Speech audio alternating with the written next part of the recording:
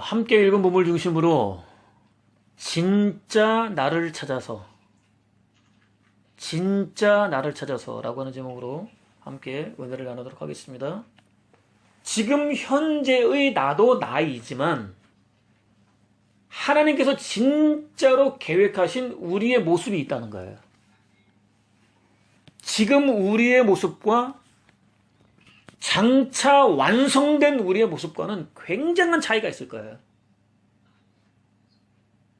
그때 가면 인격적으로도 훌륭하고 성품도 아름답고 마음 씀씀이도 좋을 거고 우리의 심령이 넉넉해가지고 용납하지 못할 일이 없을 거예요. 지금은 싫은 사람 보면 괜히 짜증나고 화나고 또 좋은 소리 안 나가고 다시는 보고 싶지 않고 그런 부분들이 우리에게 있지만 하나님께서 창세전에 계획하셨던 작정하셨던 우리의 모습이 회복되면 완성되면 그때는 지금같이 살지는 않을 거라는 거예요. 그런 의미가 진짜 나를 찾아서 라고 하는 제목에 포함되어 있습니다. 그는 자신의 책을 통해서 인류가 이룬 업적의 범위가 꾸준히 넓어져 가면서 더없이 풍성한 상상력을 동원해 꿈꾸는 수준 이상으로 우리의 인식은 깊어지고 그 덕분에 연합과 평화를 이루며 후손들은 현 세대가 살고 있는 그 어떤 대궐과 정원보다 더 으리으리하고 근사하게 빚어진 세상에서 살게 되리라는 점을 의심한다는 것이 가당키나 한가. 이미 이룬 것들, 그러니까 인간이 지금 누리고 있는 이 사소한 승리들은 아직 맛보지 못한 세상의 전주곡일 뿐이다 라고 말했습니다. 지금 현재의 모습은, 현재의 삶은 미래의 그림자에 불과하다는 거예요. 현재 우리가 누리고 있는 부와 어떤 풍성함과 어떤 기름짐과 윤택함이라고 하는 부분이 있다고 한다면, 혹 하나님 나라를 맛보고 있다고 한다면 그것마저도 완벽한 하나님 나라는 아니라는 거예요. 우리가 들어가게 될 영원한 세상의 그림자에 불과하다는 거예요. 세상은 하루가 다르게 발전하고 있습니다. 매우 빠르고 세차다라는 표현이 어울릴 정도입니다. 급격하게 발전하고 있습니다. 물론 인류 전체가 혜택을 동등하게 누리고 있는 것은 아닙니다. 경제가 발전하지만 모든 사람들이 그 경제를 누리고 있는 것은 아니라고 하는 거죠.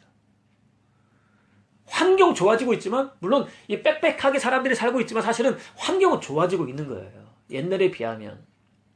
그 발전하는 문화, 문명을 모든 사람들이 동등하게 누리고 있는 것은 아닙니다. 살아가는 모습에는 여전히 현격한 차이 곧 명암이 존재합니다. 너무나 뚜렷합니다. 누리고 있는 이들과 그렇지 못한 이들 사이에는 조정이 불가능한 심각한 갈등 양상까지 나타나고 있습니다. 그들의 타협, 가진 사람들과 가지지 못하는 사람들의 타협은 또 다른 갈등으로 발전하기도 합니다. 정부와 노사가 함께 모여서 최저임금을 결정했는데 그것 때문에 또 발생하는 문제가 있다는 거예요. 그렇기 때문에 누구나 다 동의하기에는 어려운 부분이 있습니다. 있는 사람들에게나 그렇지 없는 사람들에게는 그림의 떡에 불과하다고, 하루하루 삶이 점점 더 팍팍해질 뿐이라고 주장하는 사람들도 있습니다. 그럼에도 불구하고 발전하는 문화와 문명을 모든 사람들이 동등하게 똑같이 누리고 있는 것은 아님에도 불구하고 세상이 모든 면에서 점점 더 발전하고 있다는 사실만큼 부인할 수 없습니다. 그것은 아직까지도 완벽하게 맛보지 못한 세상, 우리가 누리고 있는데, 맛보고 있는데 아직 제대로 맛보지 못한 세상이 있다는 거죠. 그 세상, 새 하늘과 새 땅과 새 예루살렘과 시온과 하나님 나라로 불리는 세상, 더 이상 슬픔도 눈물도 걱정도 염려도 병듦도 죽음도 절망도 없는 세상. 하나님께서 창세 전부터 마음에 품고 계셨던 세상의 전주곡입니다. 오늘 우리가 누리고 있는 복이라고 하는 무엇인가가 있다고 한다면 그것 자체로 결론이 아니라는 거예요. 그것 자체로 결말이 아니라는 거예요. 우리가 진짜로 누려야 될 세상의 그림자에 불과하다는 거예요. 오늘 저 여러분들이 하나님 나라를 경험하고 있다고 하면 그 하나님 나라가 하나님 나라의 전부가 아니라는 거예요. 지극히 일부분이라고 하는 거예요. 이런 거죠. 아주 유명한 휴양지가 있단 말이에요. 내가 가보지 못했어요. 근데 그 휴양지에 대한 프로가 나올 수 있단 말이죠. 그러면 그 휴양지, 정말 좋구나라고 하는 것을 맛볼 수 있단 말이에요. 그러나 맛보고 있는 그것이 그 휴양지는 아니라는 거예요. 진짜는 아니라는 거죠. 누군가가 소개하는 휴양지의 모습에 불과하지 내가 진짜 누리고 있는 것은 아니라고 하는 거예요. 맛보기만 보고 있는 거예요. 그런 의미라고 하는 거죠. 비록 맛보기 정도에 불과할지라도 오늘 저와 여러분이 반드시 경험해 보아야 할 세상입니다. 오늘 저와 여러분들은 하나님 나라를 경험해 봐야 돼요. 하나님의 은혜를 경험해 봐야 돼요. 하나님이 얼마나 놀라우신 분인지 경험해 봐야 돼요. 하나님에 대해서 1000만분의 1도 안 되는 그것이라 할지라도 경험해 보는 순간 우리는 내가 생각했던 하나님과 다르구나. 이 사실을 느끼게 된단 말이에요. 맛봐야 된다고 하는 거죠. 단 하루도 쉬지 말고 매일같이 사모하고 꿈꿔야 할 세상입니다. 잘 먹고 잘 사는 세상을 꿈꾸는 게 아니라 하나님과 함께하는 세상을 꿈꿔야 된다고 하는 거예요. 마음과 뜻과 정성과 힘과 목숨을 다해서 추구해야 할 세상입니다. 궁극적으로 저와 여러분이 바로 그 세상이 되어야 합니다. 하나님 나라 세상이잖아요. 새하늘, 새 땅, 새 예루살렘, 시온 세상이잖아요. 근데 저와 여러분들이 하나님을 충만하게 보시면 우리가 하나님 나라가 되는 거잖아요. 새하늘이 되는 거잖아요. 세상이란 말이죠. 궁극적으로 저와 여러분이 바로 그 세상이 되어야 합니다. 그것이 하나님께서 창세전부터 목적하셨던 진짜 나를 찾는 일이기 때문입니다. 지금은 하나님으로 100% 충만하지 않잖아요. 하나님이 99.9%로 충만할지라도 0.01%로 나로 충만하잖아요. 근데 예수 그리스도께서 천사장이 나팔소리와 함께 오실 때는 하나님 100% 충만해지시는 거잖아요. 그때의 모습과 내가 0.01%라도 남아있는 나의 모습과는 다르다는 거예요. 현재의 나는 진정한 의미에서의 나가 아니라는 사실을 확인할 수 있습니다. 재창조되어야 하기 때문입니다. 재창조되었다 할지라도 물과 성령으로 거듭났다 할지라도 예수 그리스도께서 호령과 천사장의 소리와 하나님의 나팔 소리로 친히 하늘로부터 강림하실 때 비로소 완성될 수 있기 때문입니다. 분명 거듭났다는 확신을 가지고 있음에도 불구하고 여전히 자신의 예측 불허의 모습 때문에 실망할 수밖에 없는 이유입니다. 거듭났는데 새로워졌다고 생각하는데 은혜를 받았다고 생각하는데 예전과는 전혀 다른 가치관, 인생관을 가지고 있다고 생각하는데 세계관을 가지고 있다고 생각하는데 그럼에도 불구하고 나도 모르게 내가 죄를 따라가는 경우들이 있단 말이에요. 예측 불허의 모습이죠. 그런 모습 때문에 실망하는 이유가 무엇이냐? 아직 완성되지 않았기 때문이라고 하는 거예요. 오늘 저와 여러분의 모습은 완성된 모습이 아니라는 거예요. 본문은 이렇게 말씀합니다. 창세기 1장 1절 같이 읽겠습니다. 시작. 태초에 하나님이 천지를 창조하시니라. 아멘. 태초에 창조했다. 신들이 그 하늘들과 그 땅을 이라고 직역할 수 있습니다. 창세기의 네 번째 단어는 천지입니다. 천과 지로 구성되어 있는 합성어입니다. 좁은 의미에서는 우주 전체를 가리킵니다. 확인할 수 있는 공간적 개념입니다. 지구를 포함해서 헤아릴 수 없이 많은 별들로 구성된 은하계들이 빽빽하게 자리 잡고 있습니다. 그 속에 저와 여러분들도 포함되어 있습니다. 넓은 의미에서는 존재하는 모든 세계를 가리킵니다.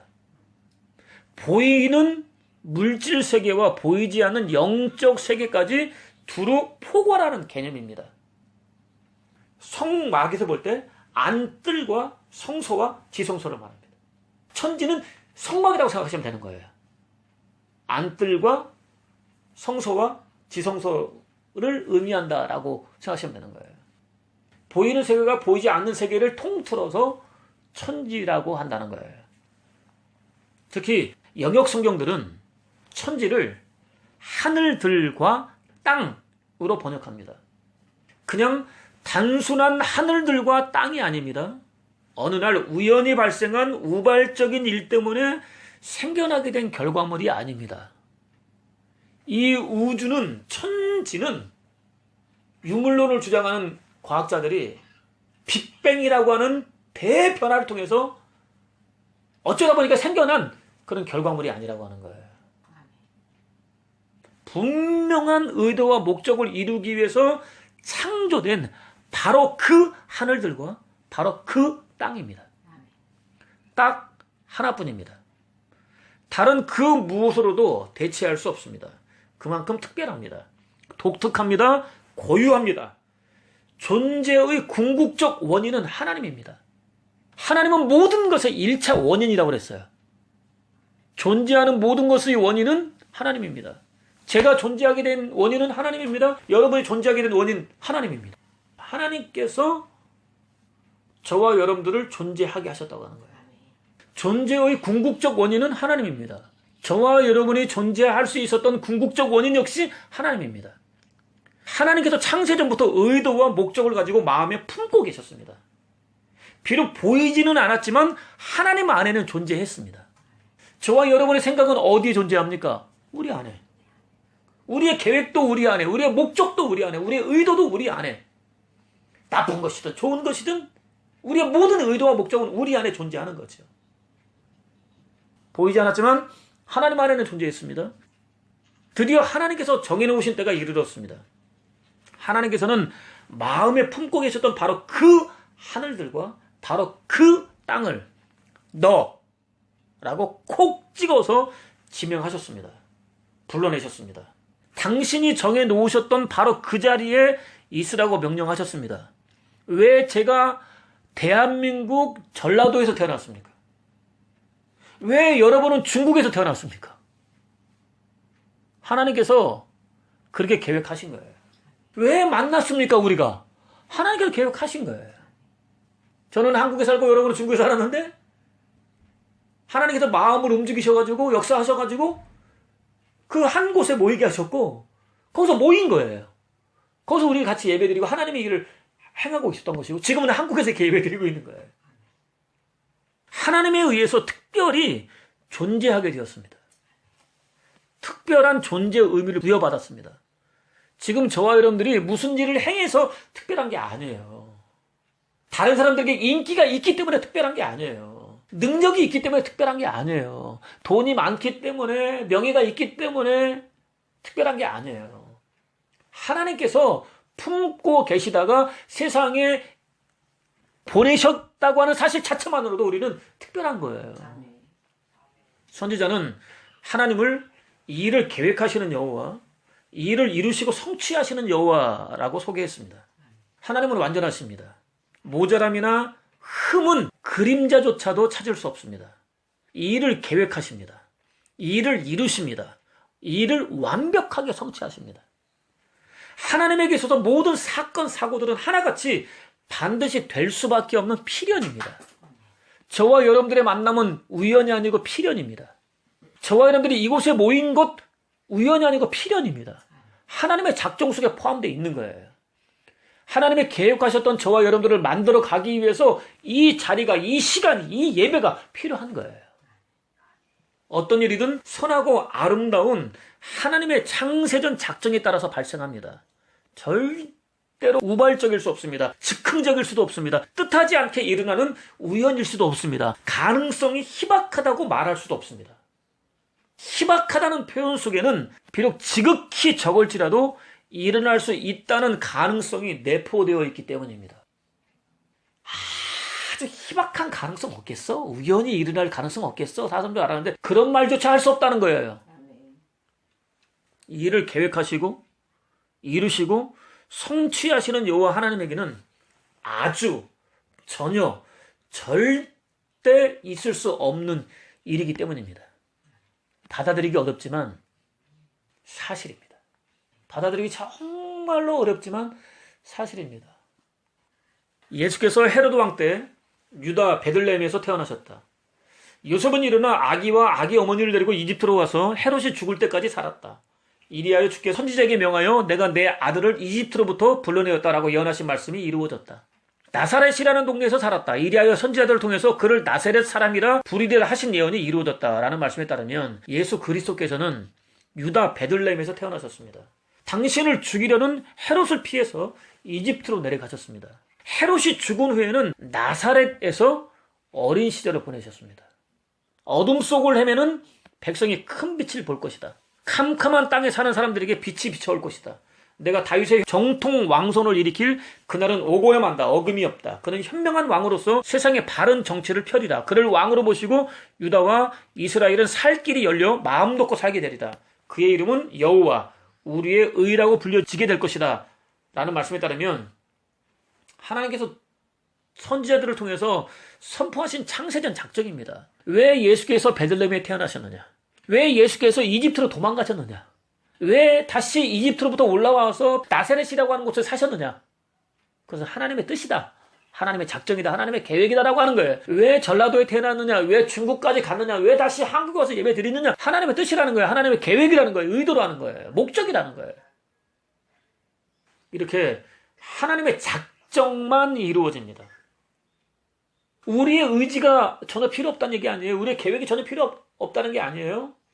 하나님은 하나님대로 우리를 향한 당신의 계획을 이루어 가십니다. 작정을 이루어 가십니다. 또 우리는 우리 나름대로 판단하고 결정하고 뭔가를 행합니다. 근데 놀라운 신비는 뭐냐면 하나님은 하나님대로 행하고 나는 나대로 행하는데 하나님의 뜻이 이루어지는 거예요. 이게 신비예요. 이게 창세기에서 말씀하시는 내용이에요. 하나님의 뜻만 이루어집니다. 하나님의 작정만 이루어집니다. 하나님께서는 우리를 구원해 주시고 저와 여러분을 말하는 거죠 이제. 하나님께서는 우리를 구원해 주시고 우리를 부르셨습니다. 당신의 거룩한 백성으로 삼아주셨습니다. 이것은 우리의 공로로 말미암은 것이 아닙니다. 하나님의 계획과 은혜로 말미암은 것입니다. 이 은혜는 천지창조 이전에 벌써 그리스도 예수를 통해서 우리에게 주어졌습니다. 이제는 우리 구세주 그리스도 예수께서 세상에 오심으로써 분명하게 나타났습니다. 라는 사도의 외침에 따르면 저와 여러분의 구원 역시 하나님께서 창세전부터 작정하셨습니다. 계획하셨습니다. 시작하셨습니다. 완벽하게 이루어 주셨습니다. 복음의 핵심입니다. 절대로 양보할 수도 타협할 수도 없습니다. 문제가 한 가지 있습니다. 사실 저와 여러분에게는 행위대로 하려는 경향이 농후합니다. 행위를 중요시 여긴다는 거예요. 무엇인가를 얻기 위해서는 반드시 어떤 행동을 해야 한다고 생각하는 거예요. 하나님을 얻는 것조차도 행동이 필요하다고 생각하는 거예요. 자신이 하나님 없이는 한순간도 만족을 누릴 수 없는 영적 존재라는 사실을 깨닫는 순간, 이제까지 전혀 관심을 갖지 않았고 무시했고 완전히 잊은 채 동물처럼 살아왔다는 사실을 깨닫는 순간, 언젠가 하나님 앞에 자신이 살아온 지난 날들의 삶을 터럭 하나도 없이 남김없이 다 털어놓을 수밖에 없게 된다는 사실을 깨닫는 순간 하나님의 은혜가 필요하다고 생각합니다. 받기 위해서는, 하나님의 은혜를 받기 위해서는 마음을 단단히 고쳐먹고 새로운 삶을 살아야겠다고 생각합니다. 그러잖아요. 그죠? 살아온 삶의 모습을 이제는 바꿔야 되겠다 생각하잖아요. 그죠? 수시로 성경을 읽고 매일 시간을 정해서 기도하고 각종 예배에 빠짐없이 참석하고 오랫동안 소홀하게 여겼던 희생과 봉사와 헌신과 순종도 회복하고 되도록이면 헌금도 많이 해야 하겠다고 생각합니다. 아예 타락한 세상을 완전히 떠나서 은둔하거나 수두자의 길을 걸어야 한다고 생각하는 경우도 있을 수 있습니다. 실제로 어렵고 힘들다는 그 길을 선택하는 사람도 얼마든지 있을 수 있습니다. 어찌되었든 하나님께서 기뻐하시는 삶을 살아야 되겠다고 생각합니다. 그때 비로소 신실한 그리스도인이 될 수 있다고 생각합니다. 내가 뭔가를 해야 신실한 그리스도인이 될 수 있다고 생각합니다. 하나님의 은혜를 받아 누릴 수 있다고 생각합니다. 구원과 생명과 하나님 나라는 물론 삶의 필요까지도 공급받을 수 있다고 확신합니다. 거의 본능적으로 나타내는 반응입니다. 우리 교회 안에 팽배하게 퍼져 있는 사상입니다. 소위 하나님의 은혜와 인간의 의지가 서로 협력해서 이루어지게 된다는 사상입니다. 구원이 전적으로 인간의 자기 결단과 노력에 달려있다는 신인 협력설입니다. 구원받으려면 나의 노력과 하나님의 용서하시는 것이 합쳐져야 되는 거야. 내가 잘 먹고 잘 살려면 하나님과 내가 힘을 합쳐야 되는 거야 라고 생각한다는 거예요. 쉽게 말하면 그런 거예요. 최근에는 절대자와의 완벽한 합일 곧 하나됨을 추구하는 불교와 힌두교에서 유래한 명상. 이 명상은 힌두교식 기도입니다. 묵상, 고행, 선행 등을 통해서 마침내 깨달음의 절대 경지에 이룰 수 있다는 신비적 경향까지 띠고 있습니다. 하나님의 교회 안에 이단적 사상과 습관과 관행들이 들어오고 있다고 하는 거예요. 뭔가 인간의 수고, 피와 땀과 눈물을 흘리는 수고가 필요하고 그것에 따라서 하나님의 은혜까지 누릴 수 있다고 생각하기 때문에 그런 인간의 수고를 강조하고 있는 거예요. 이렇게 사람은 하나님이 필요하다는 사실을 깨닫는 순간 본능적으로 무엇이든지 하려고 합니다. 구원에 이를 수 있다고 생각하는 길을 찾아 나섭니다. 내가 구원에 이르려면 뭔가 해야지 생각한다는 거예요. 사도가 그랬었습니다. 세속적인 면에서 볼 때 그는 누구도 감히 흉내낼 수 없는, 유대인들은 다 부러워하는 거의 완벽한 조건을 갖추고 있었습니다. 8일 만에 할례를 받았습니다. 진정한 유대인이었습니다. 이스라엘 족속이었습니다. 하나님께서 친히 거룩하게 구별해 주시고 언약 관계까지 맺어주신 성민으로서의 권리와 특권을 소유하고 있었습니다. 유다, 레위 지파와 함께 자부심이 대단한 베냐민 지파였습니다. 이스라엘의 초대 왕 사울을 배출한 지파였습니다. 우리는 이 나라의 초대 왕을 배출한 지파야. 자부심을 가질 만해. 라고 말하는 사람들로 이루어진 지파에 속해 있었다고 하는 거죠. 베냐민 지파는 그런 지파예요. 사도는 그런 지파에 속한 사람이었다는 얘기죠. 히브리인 중에 히브리인이었습니다. 아브라함의 후손으로서 히브리 혈통은 물론 히브리 언어와 히브리 관습을 그대로 보존하고 있던 순수 히브리인이었습니다. 자칭 가장 거룩한 종교 집단이라는 바리새인의 아들로 태어났습니다. 좋은 가문이란 얘기죠. 바리새파에 입문했습니다. 유대인들에게 가장 존경받고 있던 선생 가말리엘의 수제자였습니다. 내가 누구에게 배웠는지 알아? 라고 말하는 사람들이 있어요. 내가 배운 사람은 이러이러한 사람이야 라고 말하면서 자신에게 학문을 전수해준 스승의 권위를 자신에게 부여하는 사람들이 있단 말이에요. 가말리엘은 그런 사람이란 말이에요. 그 가말리엘의 첫 번째 수제자입니다. 바리새인들 가운데 가장 신실하게 하나님 율법을 지켰습니다. 이단으로 여기고 있던 예수 그리스도를 믿고 따르는 무리들을 핍박했습니다. 여호와 하나님에 대한 순수한 믿음을 지켜내기 위해서였습니다. 자신이 생각하고 있는 하나님에 대한 열정을 지켜내기 위해서 그런 모든 일들을 했다고 하는 거죠. 누구보다 뜨거웠습니다. 사도의 열정은 뜨거웠습니다. 그 열정을 우리가 따라갈 수 없단 말이죠. 예루살렘 성 밖까지 알려질 정도였습니다. 율법을 완전히 지켜내기 위해서 몸부림쳤습니다. 율법이 요구하는 의에 비춰볼 때 흠이 없었습니다. 지극히 도덕적이었습니다. 지극히 경건했습니다. 너무나 흡족했습니다. 자신감이 넘쳤습니다. 자기 의를 의지했습니다. 하나님 보시기에도 부족하지 않을 것이라고 확신했습니다. 이만하면 됐지? 라고 생각했다는 거예요. 우리도 그러잖아요.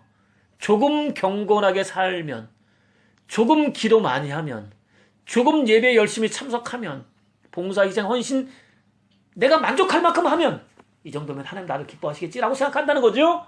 사도가 그랬어요. 거듭나기 전까지는 그랬습니다.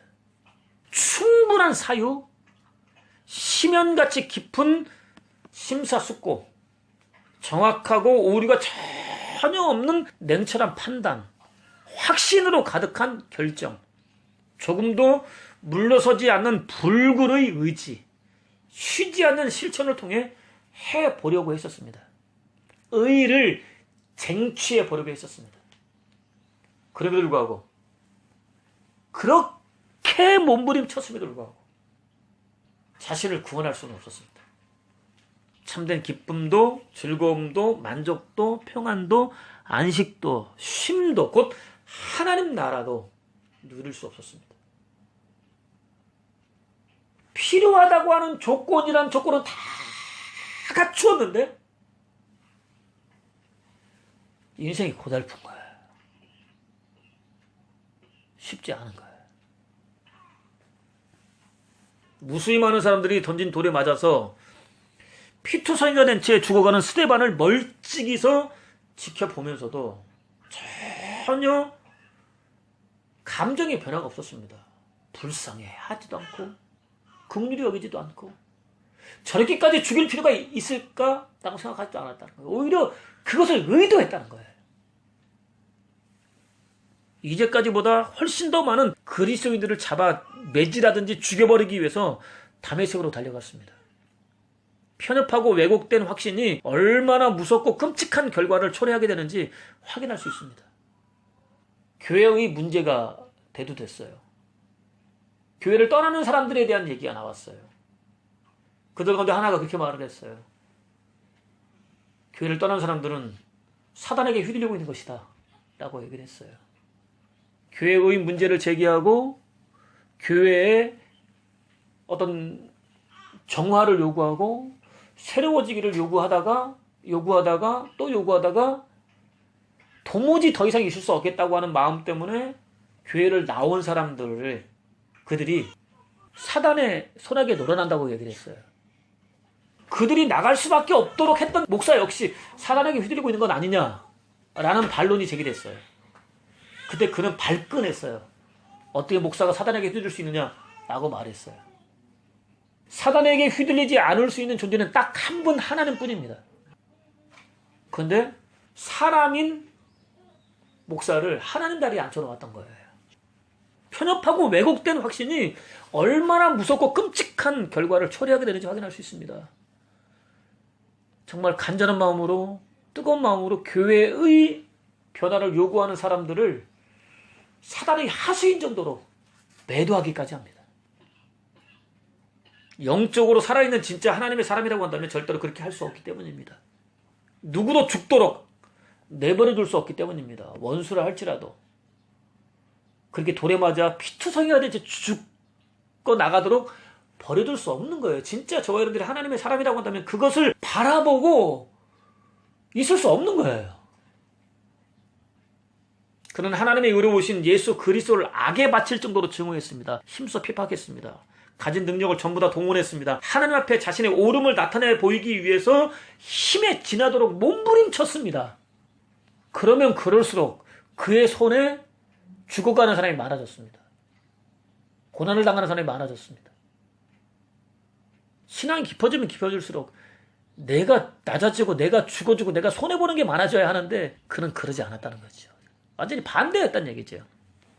성경은 사울이 다메섹 가까이 이르렀을 때 갑자기 하늘에서 환한 빛이 그를 둘러 비추었다. 땅에 엎어진 그는 사울아 사울아 내가 왜 나를 핍박하느냐라는 음성을 들었다. 그는 주님 누구십니까? 하고 물었다. 나는 내가 핍박하는 예수다라는 음성을 들었다 라고 증거합니다. 살기가 등등하여 다메섹으로 가고 있던 그에게 하늘로부터 초자연적인 빛이 임했습니다. 태양은 비교 대상조차 될 수 없을 정도로 밝은 빛이었습니다. 그를 둘러 비추었습니다. 즉시 앞을 볼 수 없었습니다. 감당할 수 없는 엄청난 두려움이 엄습했습니다. 하나님을 만나면 누구나 다 두려워할 수밖에 없어요. 감당할 수 없는 두려움에 사로잡힐 수밖에 없어요. 타고 있던 말에서 내 팽개에 처지듯 곤두박질 처지듯 떨어지고 말았습니다. 미처 몸을 추스를 틈도 없이 땅에 엎드러졌습니다. 동시에 하늘로부터 그를 부르는 소리가 들렸습니다. 2번이나 반복되었습니다. 사울아 사울아 2번이나 반복되었습니다. 그에 대한 관심과 애정이 담겨 있었다는 의미입니다. 하나님께서 당신을 핍박하는 그를 사랑하고 있었다는 의미입니다. 우리는 하나님이 우리를 싫어하실 거라고 생각하는 적들이 있습니다. 하나님이 원하시지 않는 일을 하면 하나님은 우리를 싫어하실 거야 라고 생각한다는 거죠. 그러나 하나님은 그렇지 않습니다. 당신을 핍박하는 사울을 사랑하시는 것을 보면 알 수 있습니다. 자기도 모르게 입에서 주여라는 말이 불쑥 튀어나왔습니다. 자신을 부르는 분의 정체를 알고 있었다는 의미가 아닙니다. 절대로 오해하지 마십시오. 하늘로부터 들리는 소리의 정체가 누구인지 알고 있었다는 의미가 아닙니다. 연약한 인간이 감당할 수 없는 존재 앞에 서게 되면 자연스럽게 나올 수밖에 없는 호칭이라고 할 수 있습니다. 누구시냐는 질문을 통해서 확인해 볼 수 있습니다. 나는 네가 핍박하는 예수다 라는 대답이 이어집니다. 나는 무엇이다 에고 에임이라는 자기 선언의 한 양태입니다. 요한복음에 보게 되면 예수께서 자신을 소개하실 때 나는 선한 목자다. 나는 생명의 떡이다. 이렇게 말씀하시잖아요. 나는 포도나무다. 이게 에고 에이미 스타일이거든요. 그런 형태로 지금 당신을 소개하신 거예요. 예수께서는 나는 스스로 있는 자다라고 선언하신 하나님의 권위를 사용하셨습니다. 유대인이라면 누구나 다 알고 있는 사실이었습니다. 모세가 하나님께 하나님, 저 유대인들이 누가 너를 보냈느냐 물어보면 제가 저를 보내신 당신을 어떻게 소개해야 됩니까? 라고 물어봤을 때 나는 스스로 있는 자다. 하나님이 대답하셨단 말이죠. 유대인이라면 누구나 다 알고 있는 사실이었습니다. 가장 히브리인다운 조건을 두루 갖추고 있었던 그가 모를 리 없었습니다. 소스라치게 놀랐습니다. 밝은 빛은 자신이 핍박하고 있던 예수 그리스도였습니다. 하나님이었습니다. 비로소 자신이 그렇게 소중하게 여기고 지켜내려고 몸부림쳐섰던 온갖 조건들이 하나님 앞에 당당하게 설 수 있게 해줄 것이라고 확신했었던 조건들이 오히려 하나님이신 예수 그리스도께 나아가는 일에 방해가 되었다는 사실을 깨달았습니다. 내 열심이, 내 희생이, 내 봉사가, 내 헌신이, 내 직책이 하나님을 하나님으로 섬기는데 방해가 되었다는 사실을 깨달았다는 거예요. 자기 직책이 거룩함을 증명이라도 한다는 것처럼 여기며 살아가는 사람들이 있어요. 목사가 거룩함의 상징입니까? 목사는 거룩해야죠. 그러나 목사라는 직임이 거룩하다는 증거는 아닙니다. 장로가 거룩해야죠. 그러나 장로라고 하는 직임이 그가 거룩하다는 증거는 아닙니다. 그게 오히려 걸림돌이 된다는 거예요. 그 사실을 깨달았다는 거죠. 자신으로 하여금 얼마나 어리석은 삶을 살게 만들었는지 깨달았습니다. 똥으로 여겼습니다. 하나님을 하나님 되게 하지 못하는 모든 조건들은 똥입니다. 배설물입니다. 하나님을 하나님으로 섬기지 못하게 하는 사람 똥입니다. 권세 똥입니다. 부명예 자랑 똥입니다. 지식 똥입니다. 아무런 의미도 없습니다. 자신이 그렇게 자랑했던 소중하게 여겼던 모든 조건들을 똥으로 여겼습니다. 예수 그리스도를 유일한 표대로 삼았습니다. 오직 예수 그리스도를 얻기 위하여 하나도 남김없이 다 내려놓았습니다. 버렸습니다. 나는 그리스도를 믿는 사람 하나를 알고 있습니다. 그는 14년 전에 셋째 하늘에까지 이끌려 올라갔습니다. 그때 그가 몸 안에 있었는지 몸 밖에 있었는지 나는 알지 못하지만 하나님께서는 아십니다. 라는 고백대로 세 번째 하늘 곧 하나님 나라를 경험한 이후에는 자신의 열정 전부를 예수 그리스도께 쏟아부었습니다. 성막에서 볼 때 안뜰 첫째 하늘, 성소 두 번째 하늘, 지성소 세 번째 하늘이거든. 하나님 나라잖아요. 하나님께서 친히 임하셔서 우리의 모든 죄를 용서하시고 당신의 기름지고 윤택하고 풍성함이 얼마나 놀라운지 보여주시는 장소가 지성소잖아요. 하나님 나라잖아요. 세 번째 하늘이에요. 하나님 나라를 경험하고 돌아오고 난 다음에는 자신의 열정 전부를 예수 그리스도께 쏟아부었습니다. 예수 그리스도를 위해서라고 한다면 사는 것은 물론 죽는 것까지도 은혜로 여겼습니다. 지금 살아있는 것도 은혜, 죽는 것도 은혜라고 여겼다고 하는 거지. 우리는 죽음을 좀 부정적으로 생각하는 경향이 있어요. 그러나 죽음은 영원한 하나님 나라로 가는 문이에요. 그래서 사도는 사는 것도 은혜고 죽는 것도 은혜다라고 생각한 거예요.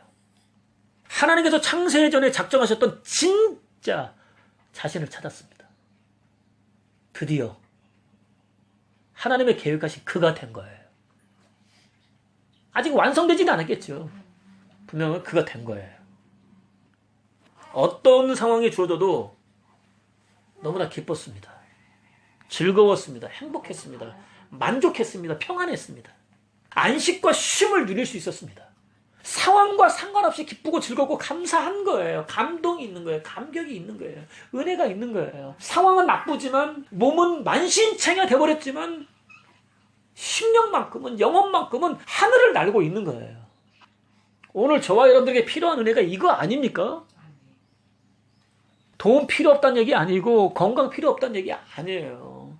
그보다 더 중요한 게 하나님 나라라고 하는 거예요. 하나님 나라로 거듭난 나, 이게 진짜 저와 여러분들이 추구해야 될 나라고 하는 거예요. 하나님의 은혜와 사도의 의지가 서로 협력해서 이끌어낸 결과가 아닙니다. 구원은 전적으로 인간의 자기 결단과 노력에 달려있다는 사상을 정면으로 부정합니다. 실제로 사도로부터 시작되지 않았습니다. 사도가 아니라 하나님께서 시작하셨습니다. 사도가 아니라 하나님께서 완성하셨습니다.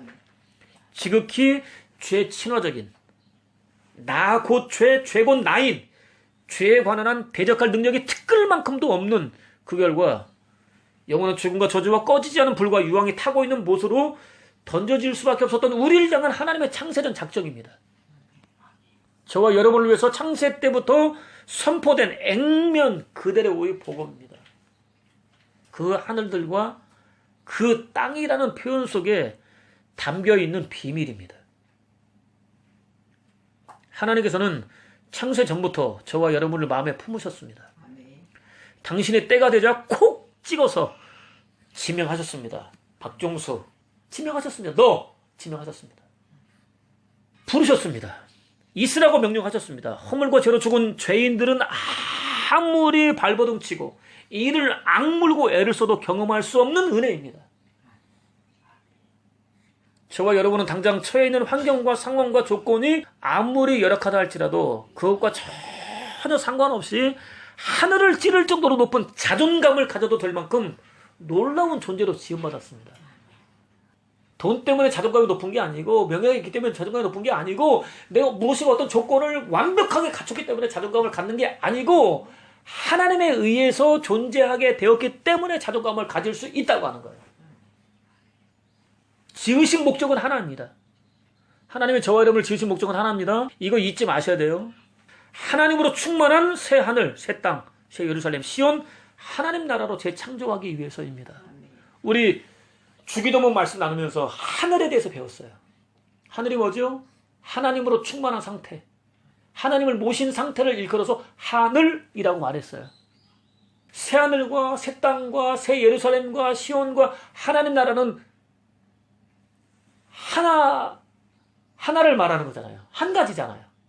서로 똑같은 거잖아요. 서로 다른 표현일 뿐이잖아요. 하나님이 저 사람들을 지으신 목적은 무엇이냐? 하나님 나라로 새롭게 창조하기 위해서예요. 예수 그리스도의 거룩한 인격과 성품을 그대로 쏙 빼닮은 완전한 존재로 재창조하기 위해서입니다. 오늘 우리 얼마나 불안해요. 우리 인격적으로 결함이 있죠. 성품적으로 결함이 있죠. 왜곡됐죠. 편협하죠. 사람들을 살리기는커녕 죽이는 일에 능숙하죠. 불완전하잖아요. 이런 불완전한 모습을 완전히 바꿔가지고 완전한 모습으로 재창조하기 위해서 작정하신 거예요. 보내신 거예요. 부르신 거예요. 하나님께서 원래부터 계획하셨던 본래의 나로 재창조하기 위해서입니다. 그래서 걱정, 근심, 염려, 절망 등에 찌들어 살 수밖에 없는 왜곡된 현재의 나는 아무리 몸부림치고 허물과 죄로부터 벗어날 수 없는 나는 진짜 나가 아닙니다. 예수 그리스도로 말미암아 주어지는 참된 기쁨과 즐거움과 만족과 평안과 안식과 쉼을 얼마든지 누릴 수 있는 새로운 존재로 재창조된 나가 비로소 진짜 나입니다. 하나님께서는 오늘도 여전히 그 진짜 나로 재창조하기 위해서 일하고 계십니다. 예수 그리스도께서 호령과 천사장의 소리와 하나님의 나팔로 친히 하늘로부터 강림하실 때 완성됩니다. 오늘은 진짜 나가 되기 위한 과정입니다. 인생은 진짜 나를 찾아가는 위대한 여정입니다. 그는 예수 그리스도께서 빌라도에게 재판받기 위해서 올라가셨다는 성당 계단 앞에 무릎을 꿇었습니다. 허물과 죄로부터 완전한 자유를 얻기 위해서였습니다. 뭔가 행함으로 얻을 수 있다고 생각한 거죠. 계단 하나하나를 무릎으로 기어 오를 때마다 입을 맞췄습니다. 계단에 입을 맞췄다고 하는 거죠. 주기도문을 외웠습니다. 자신의 허물과 죄를 고백했습니다. 거듭될수록 계단을 올라갈수록 무릎은 피로 붉게 물들었습니다. 견디기 힘든 고통이 밀려왔습니다. 그렇지만 포기할 수 없었습니다. 끝까지 기어 올라갔습니다. 그럼에도 불구하고 죄의식은 사라지지 않았습니다. 오히려 죄의식은 더욱더 견고해졌습니다. 그가 얼마나 죄로부터 벗어나고 싶었는지, 하나님을 사랑하는지 알 수 있잖아요. 하나님을 사랑하기 때문에 죄로부터 벗어나고 싶은 것이고, 죄의식으로부터 또 벗어나고 싶은 거잖아요. 그럼에도 불구하고 죄의식이 더 견고해지는 거예요. 죄의식으로부터 벗어나고 싶었습니다. 수시로 기어 올랐습니다. 그만큼 간절했습니다. 그날도 힘겹게 계단을 기어 오르고 있었습니다. 순간 마치 섬광처럼 복음에는 하나님의 의가 나타나서 믿음으로 믿음에 이르게 한다. 기록된 대로 오직 의인은 믿음으로 말미암아 살리라 함과 같다라는 사도의 외침이 뇌리를 스치고 지나갔습니다. 무릎으로 계단을 기어오르는 행위가 아니라 아버지 하나님의 창세전 작정을 이루어드리기 위해서 당신을 희생 제물로 내놓으신 예수 그리스도를 믿음으로 허물과 죄에서 벗어날 수 있다는 사실을 비로소 깨달았습니다. 신학생들을 가르치고 있던 교수였는데 그제서야 깨달았습니다. 하나님께서 은혜 안에서 허락해 주신 믿음으로 예수 그리스도를 자신의 유일한 주로 고백했습니다. 평생 자신을 짓누르고 있었던 죄의식으로부터 완전히 벗어나서 자유를 누릴 수 있었습니다. 하나님께서 창세전부터 목적하셨던 진짜 자신으로 재창조될 수 있었습니다. 걱정과 근심과 염려와 절망 등으로 찌들어 있었던 어두운 삶에서 벗어날 수 있었습니다. 참된 기쁨과 즐거움과 평안과 만족과 안식과 쉼을 누릴 수 있었습니다. 하나님이 저와 여러분들을 창세전부터 작정하신, 품으신 이유가 바로 이건 거예요. 4세기 말 기독교 역사에서 가장 위대한 신학자였던 그는 물론 18세기 최고의 설교자였던 그도 역시 마찬가지였습니다. 기독교 역사상 위대한 종교개혁자, 신학자, 설교자들도 행위가 아니라 믿음으로 하나님이 창세전에 작정하셨던 그 모습으로 재창조될 수 있었다고 하는 거죠.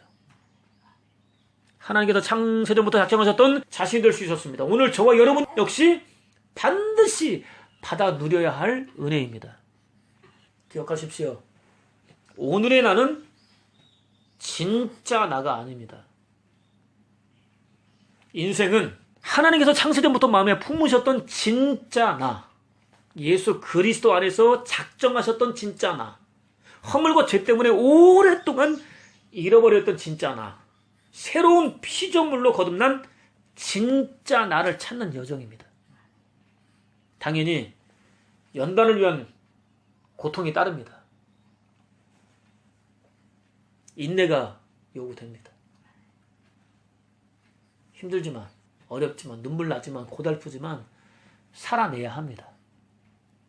행함으로는 결코 허물과 죄로부터 벗어날 수 없을 뿐 아니라 하늘로부터 임하는 진정한 의미에서의 축복 역시 받아들일 수 없다는 사실을 깨달아 알 수 있는 은혜를 구하십시오. 자신이 가진 온갖 조건들이 아니라 예수 그리스도 한 분만 믿고 의지할 수 있는 은혜를 구하십시오. 예수 그리스도를 얻기 위해서 자신의 전부를 쏟아놓을 수 있는 은혜를 구하십시오.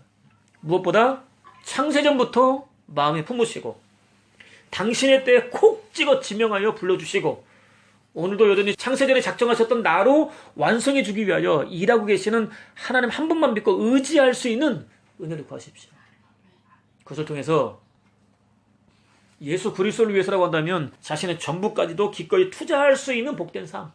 하루가 다르게 예수 그리스도의 인격과 성품을 닮아가는 복된 삶. 좀 부드러워지는 삶. 넉넉해지는 삶.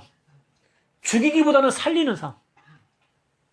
하나님께서 작정하셨던 진짜 나로 완성되어가는 복된 삶. 인생 속에서 필연적으로 만날 수밖에 없는 환난과 시험 속에서도 낙심하거나 절망하기는커녕 오히려 얼마든지 참고 견디며 이길 수 있는 복된 삶. 또 부와 명예와 권세와 자랑을 통해서는 결코 얻을 수 없는 참된 기쁨과 즐거움과 만족과 평안과 안식과 쉼, 곧 하나님 나라까지 누리는 복된 삶을 사는 저와 여러분 되시기를 주님의 이름으로 축원을 드립니다. 이제는 우리 구주 예수 그리스도의 놀라우신 은혜와 아버지 하나님의 극진하신 사랑하심과 보혜사 성령님의 내주하시며 교통하시고 축복하시는 종이 하나님이 창세전부터 작정하셨던 나를 찾는 복된 삶을 살기를 소원하는 귀한 성도들 머리 위에 가정생활 범사 장래 위에 영원토록 함께 계시기를 간절히 축원하옵나이다.